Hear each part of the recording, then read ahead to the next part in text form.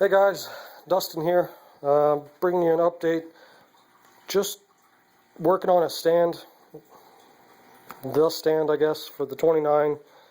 As you can see, someone had brought up a point on the last video that I think it was actually on one of the forums, someone had watched it, said, you know, the tank under there doesn't look like it has any room, and it didn't. It was a 37, which is I think another four inches taller than the tank I'm going to be putting under there, a 29.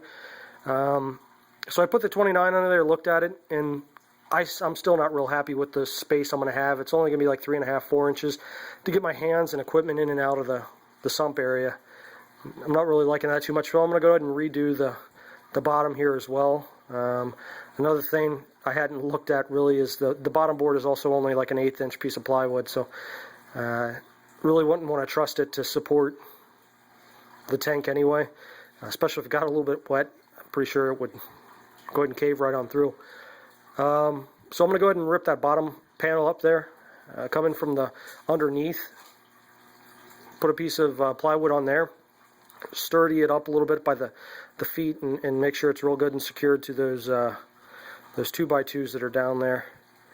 And that's going to give me an additional 2.5 inches of space to get my hands in and out. I think 6 to 7 inches is going to be enough to do what I need to do. But anyway, so that's what I'm doing today, getting the sides on this thing, replacing the bottom on it.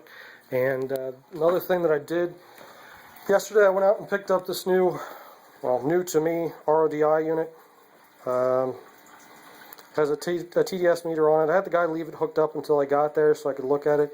It's reading 0.01 on the output, which I don't think is a real big deal. Obviously we want completely pure, but 0.01 isn't going to hurt anything. It's a hell of a lot better than the tap water that I've been treating and using.